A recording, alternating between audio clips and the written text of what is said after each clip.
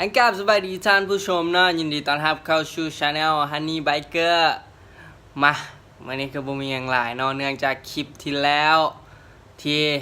สอนได้แนะนำวิธีการใส่กันลมหรือว่าแคสบาร์เนาะตัวนี้เนาะสอนก็เลยคิดว่าซึ่งใดเฮาก็ใส่กันลมไปละใส่ไฟตัดหมอกเพิ่มไปอีกก็สิเป็นหยังก็เลยได้เจ้านี้มาไฟตัดหมอกเนาะก็เนื่องด้วยว่ารถ M Slash เนาะถ้าไผได้ขับอยู่ก็อาจจะฮู้ว่าไฟหน้ามันก็จะว่าจังไดวะตอนขี่ไปทางซื่อๆมันก็หุ่งดี แต่พอเวลาเข้าโค้งเนาะมันจะมีมุมอับเนาะหลายคนก็อาจจะฮู้เนาะถ้าไผขับ M Slash อยู่เนาะก็เลยว่าใส่ไฟตัดหมอกเพิ่มไปก็น่าจะเทศให้มุมอับนั้นลดลงเนาะมาเดี๋ยวมื้อนี้สอนวิธีการต่อไฟตัดหมอกเนาะเดี๋ยวเรามาติดตามกันเลยว่ามันจะมีวิธีและขั้นตอนแบบใดๆมาติดตามกันเลยเนาะแล้วส่วนอุปกรณ์เนาะกับบ่มีอย่างไรเนาะที่เราจะต้องเตรียมเนาะก็มีบล็อกฟิวแล้วก็ฟิวอยู่ในนี้เนาะฟิวที่สอนใช้เนาะรถ M Slash เนาะจะที่สอนเบิ่งมานำคู่มือเนาะมันจะเป็นฟิว15แอมป์เนาะสอนก็เลยว่าเอาฟิว15แอมป์เลยเนาะแล้วก็จะเป็นดีเลย์แล้วก็ปลั๊กดีเลย์สายไฟนี่เอาแบบใดก็ได้ดอกแต่ถ้าว่าให้ดีก็ควรจะเอาเป็นสีเนาะเพื่อง่ายต่อการจำแนกเนาะแล้วก็พระเอกของเราเนาะไฟตัดหมอกเนาะจะเอาเป็นแบบของสอนเลยก็ได้หรือว่าเป็นแบบใดก็ได้เนาะตามใจมากเลยเนาะสอนขอเพิ่มเติมหน่อยนึงเนาะอุปกรณ์เนาะเราที่สอนเอาไปเมื่อกี้นี้สอนลืมบอกไปว่าเราต้องมีสวิตช์เนาะเป็นสวิตช์ปิดเปิดเนาะเอาไว้ใช้ปิดเปิดไฟตัดหมอกของเราเนาะแล้วก้อนที่เราชี้ไปต่อไฟเนาะเราก็จะมาเบิ่งกันก้อนเนาะเพื่อความเข้าใจเวลาที่สอนต่อเนาะดีเลย์มันจะมีอยู่5ขาเนาะตัวนี้แต่ว่าเราจะใส่อยู่4ขาเนาะเราจะใส่อยู่ขา8 6 8 5 30แล้วก็87เนาะส่วนขา87นี่เราจะใส่ตัวเทิงนี้กลางเราจะบ่ใส่เนาะโอเคเข้าใจกันแล้วเนาะแล้วก็มาถึงขั้นตอนการต่อสายไฟเนาะซึ่งว่าสอนก็ได้ทำการต่อไว้เรียบร้อยแล้วเนาะเดี๋ยวสอนสิมาอธิบายให้ฟังว่าเราจะต่อแบบใดเนาะอันดับแรกเนาะแม่นเราเอาสายไฟส้นหนึ่งเนาะของปลั๊กฟิวเนาะมาต่อใส่ขั้วบวกเนาะหลังจากนั้นเนาะอีกส้นหนึ่งของปลั๊กฟิวเราก็จะมาต่อใส่ขั้ว30ของดีเลย์เนาะหลังจากนั้นเราเอาขั้ว70ของดีเลย์เนาะมาต่อใส่ไฟบวกของไฟตัดหมอกนี้เนาะ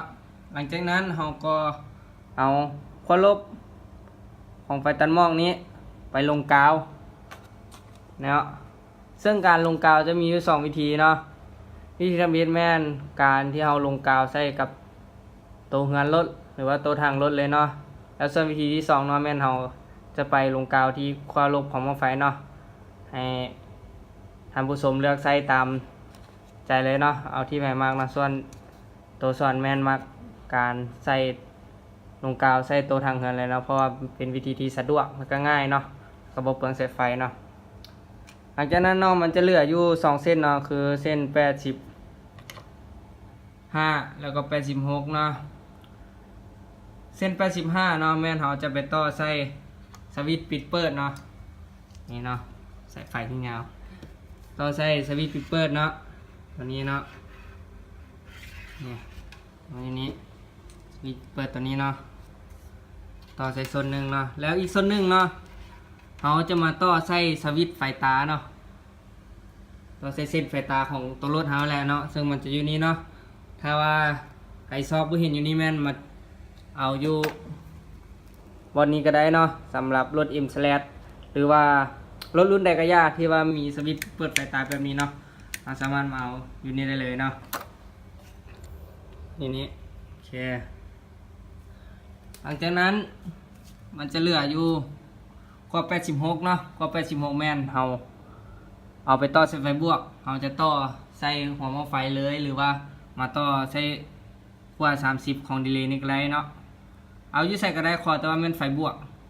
โอเคเนาะจะมาต่อเส้นนี้เนาะแล้วอาจจะมีคำถามถ้าว่ารถค่อยบ่มีสวิตช์แนวนี้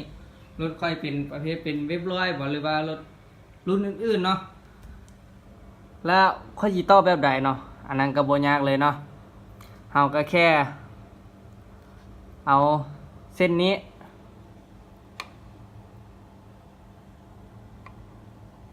ไปต่อใส่ไฟบวกเนาะต่อใส่ไฟบวกอยู่ที่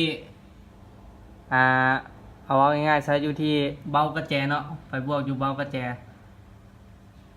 ตัวนี้แล้วเส้นนี้เนาะ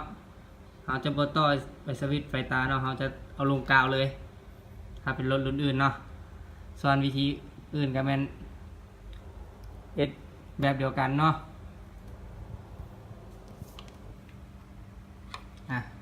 เดี๋ยวเรามาเบิ่งเนาะว่ามันหุ่งหรือบ่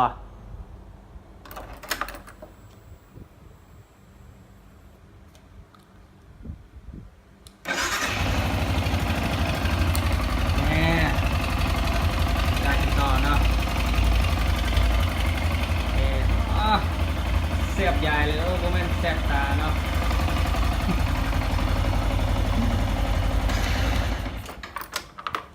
นี่ก็เป็นวิธีการต่อไฟตันหม้อใส่รถจากเดนสแลดเนาะถ้าว่าใครบ่เข้าใจเนาะขั้นตอนใดเนาะก็สามารถเม้นถามกันเข้ามาใต้คลิปได้เลยเนาะสำหรับใครสนใจเนาะถ้าว่าแบบขี้คร้านอยากให้สอนไปใส่ให้ก็โทรลมก็ได้เนาะถ้าใครสนใจอยากได้เดี๋ยวสอนหาให้ก็ได้เนาะไฟตันหม้อเนาะขอบใจเนาะสำหรับการติดตาม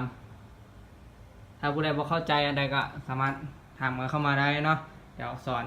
อธิบายให้ฟังอย่างละเอียดแน่นอน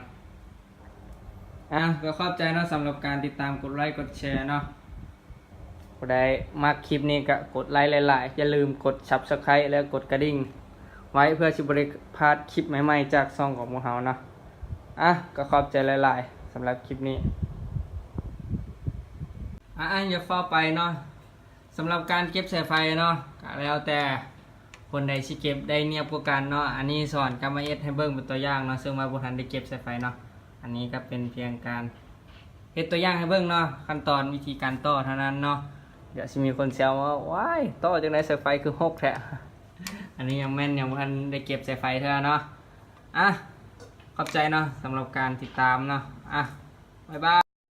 I'm unstoppable, do the impossible. I'm irresponsible, yet I'm phenomenal. I got an arsenal, I'm dropping bombs, you know. No, I'm not stopping, no. Conquer the obstacle. To the top, here I go, think I'm chosen to be the king of rock. Think the people have spoken. I can hear the tick tock of the clock. I'm in